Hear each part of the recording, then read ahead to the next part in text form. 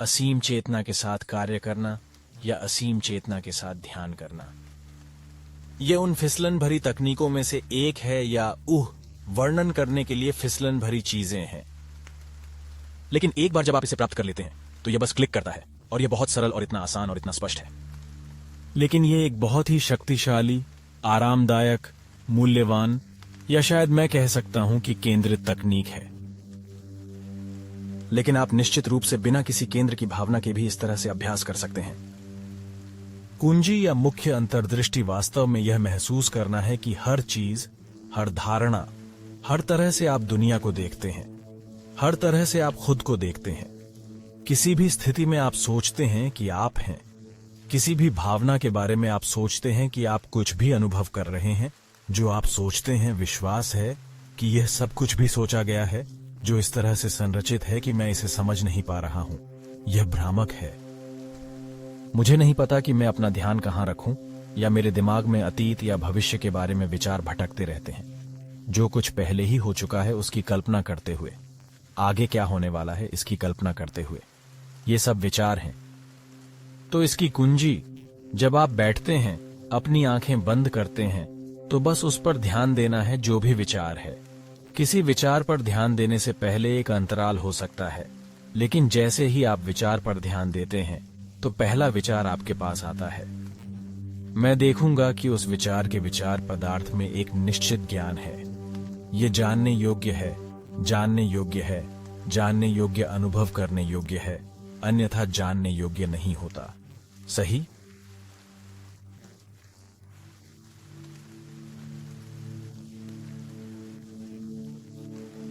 तो जो कुछ भी है, जो भी रूप ले, वो एक जिज्ञासा हो सकती है। सोचा, एक निराशा हो सकती है। सोचा कि ये किसी के चेहरे की छवि हो सकती है। ये उस कमरे की छवि हो सकती है जिसे आपने अभी अभी छोड़ा है। कुछ भी हो सकता है जिसकी चेतना एक एकल विचार के रूप में संरचित हो।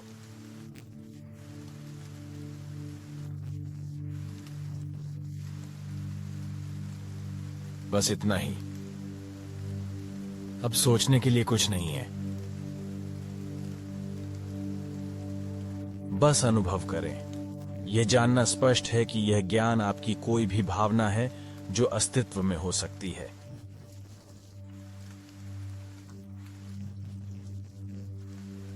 जानने का कोई भाव और जानने की कोई वस्तु, जैसे कोई कथा, कोई कहानी, कोई कथन, यह सब मन में दृश्य अनुभव, सब एक ही है। ज्ञान तरल, आरंभ या अंत के बिना पूर्ण, अविभाजित।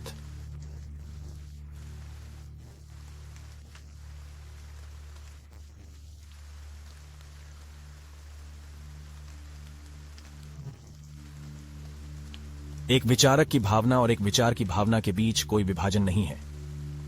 एक विचार और उस स्थान के बीच कोई अंतर नहीं है जिसमें एक विचार उभरता और लौटता हुआ प्रतीत होता है। यह सब एक निर्बाध पदार्थ है और आप बस यहीं रहें। ध्यान यहां रखें। एक छोटा सा सुराग जो मैं दूंगा वह है विस्तृत। ध्यान सहायक है, मतलब जहां भी विचार उठे, चाहे ऐसा लगे कि यह आपके पीछे है, आपके सामने है, ऊपर है या नीचे, इससे कोई फर्क नहीं पड़ता। बस जागरूकता के उस लेंस को खुला रखें।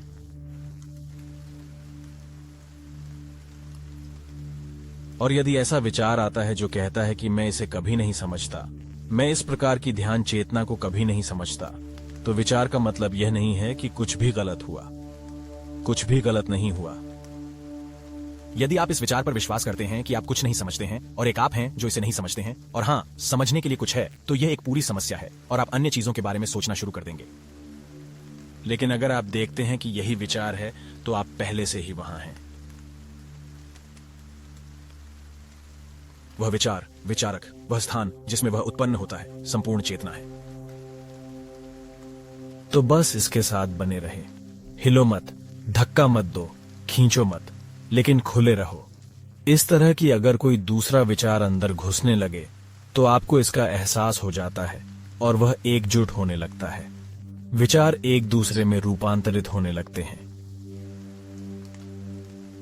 आप महसूस कर सकते हैं कि शायद इस अविभाज्य तटस्थ चेतना की पृष्ठभूमि, जिसे पृष्ठभूमि और अग्रभूमि नहीं कहना चाहिए, अक्सर एक बहुत ही सुखद अनुभव देती है। तटस्थ लेकिन सुखद। आप देख सकते हैं कि अनुभव में यह थोड़ा और अधिक स्पष्ट, थोड़ा और अधिक प्रमुख हो जाता है। लेकिन विचार अभी भी उठ सकते हैं। वे वास्तव में कभी भी उस आधारभूत स्पष्टता, उस आधारभूत ज्ञान से अलग नहीं होते हैं।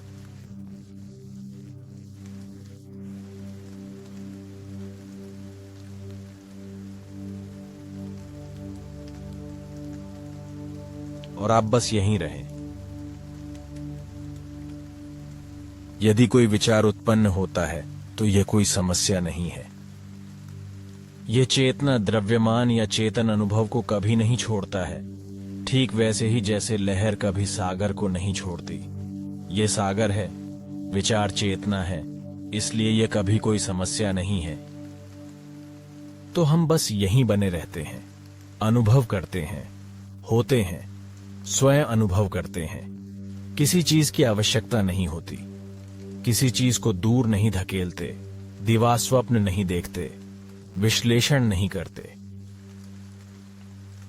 यह शुद्ध चेतना या असीम चेतना है।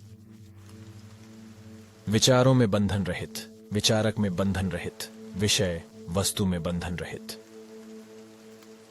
शुद्ध, प्रवाहमान, अंतर्भेदी, पारगम्य, लचीला, बिना आरंभ या अंत के, बिना किसी विशिष्ट गुण के।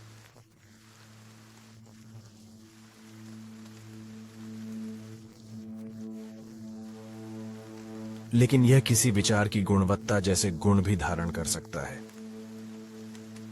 बस इस तथ्य को नजरअंदाज न करें कि गुणवत्ता की संभावना हमेशा बनी रहती है, चाहे गुणवत्ता बन रही हो या नहीं। जैसे लहर बनने की क्षमता होती है, चाहे लहर हो या ना हो।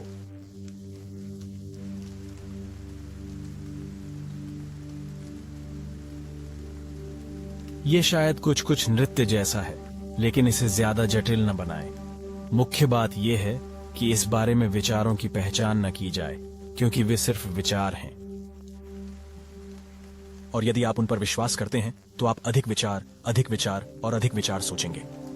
संपूर्ण चेतना के रूप में आराम करने के बजाय विचारों की समस्या को हल करने के लिए विचारों का उपयोग करने का प्रयास करें। किसी भी विचार आंदोलन, गठन के प्रति सतर्क रहें, लेकिन उस पर विश्वास न करें। उसकी कहानी न सुने, क्योंकि कहानी नहीं है। यह वास्तव में मायने रखता है। किसी भी विचार रूप की उपस्थिति ही चेतना की अनुरूपता है और इसके विपरीत।